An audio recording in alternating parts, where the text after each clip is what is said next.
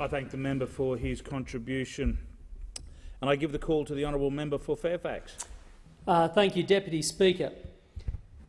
Well, the Australian people have spoken, and what they've said in an overwhelming majority is that they want this parliament to legislate for same-sex marriage. 61.6% of Australians who participated in the postal plebiscite, or postal vote if you like, voted yes to same-sex marriage. In my seat of Fairfax, 64.3% of people voted yes, and with nearly 80% of all eligible voters participating in the process, I think we can all be sure that this result is indeed fair and it is indeed conclusive.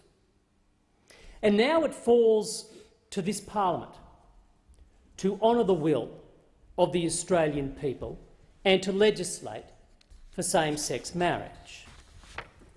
Deputy Speaker, changing the definition of marriage is more than a legal issue. It's a social issue. A social issue that holds great cultural significance. And this is why I have been, from the get-go, so supportive of a plebiscite as the best process to resolve the matter. And I want to acknowledge the leadership of both Prime Minister Abbott and Prime Minister Turnbull for instigating and delivering on a commitment to empower the Australian people to have their say.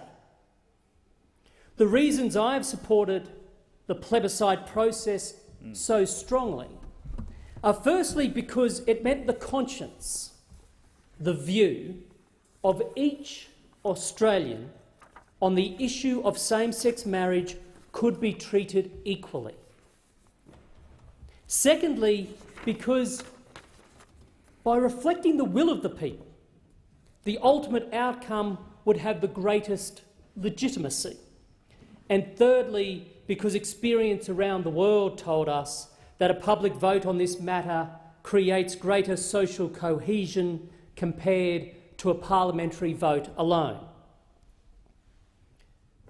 Knowing that same-sex marriage is a social and cultural issue as much as it is a legal one, it was essential that we, as the government, ensured maximum public engagement so the issue could be truly resolved, not just here in this parliament, but in our homes and our communities. And that is precisely what we have done. And I think it's only appropriate for me to also congratulate my colleagues in this House who prosecuted the case for yes and those who also prosecuted the case for no. They did so with honour, dignity and respect. They did so in the spirit of the very rich, deliberative democracy that Australia is. And now that the people have spoken, this issue comes to this House and we have a bill before us. Deputy Speaker, I do intend to honour the will of the Australian people and support legislation for same-sex marriage.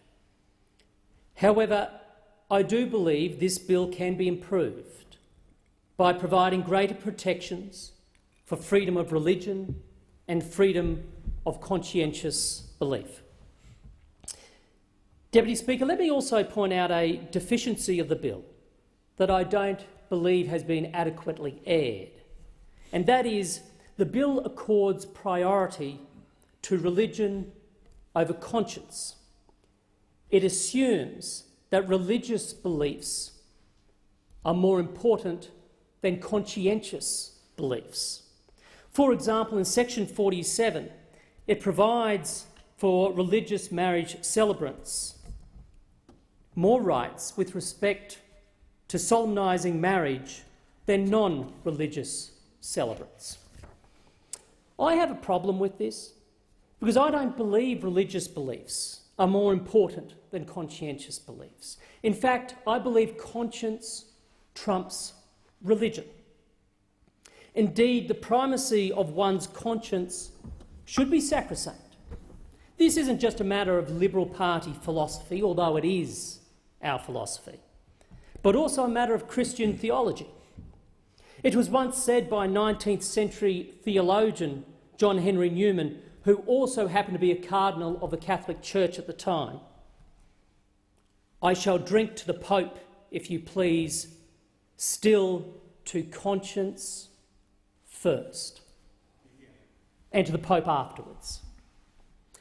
Deputy Speaker, it's important that any amendments to this bill reflect at least parity for conscience and religion, so far as the solemnisation of marriage is concerned.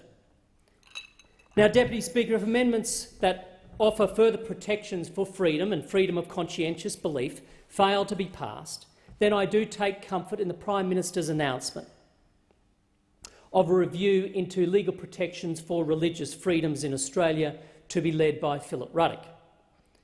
Any government review into our freedoms is of the utmost importance, and I can't emphasise that enough, Deputy Speaker. Any review that looks at our freedoms as a nation are critical. In my maiden speech to this House, I said, "The foundation upon which I hope our future is built is a common set of values, values that bind all Australians regardless of race, religion or creed. I believe there is no greater value than that of freedom, for nothing else guarantees happiness and fulfilment like freedom. Freedom realised through independence, self-reliance and dignity of the individual, ideals that in turn promote protection of free speech and property rights and encourage human endeavour and free enterprise." Deputy Speaker, to my mind, protecting and promoting values such as freedom are the very reasons why we are here in this parliament. And so let me now close, Deputy Speaker, by again congratulating everybody who has been involved in this process.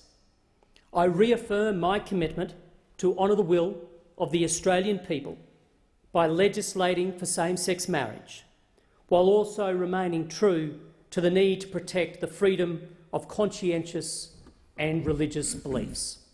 Thank you. I thank the honourable member for his contribution and give the call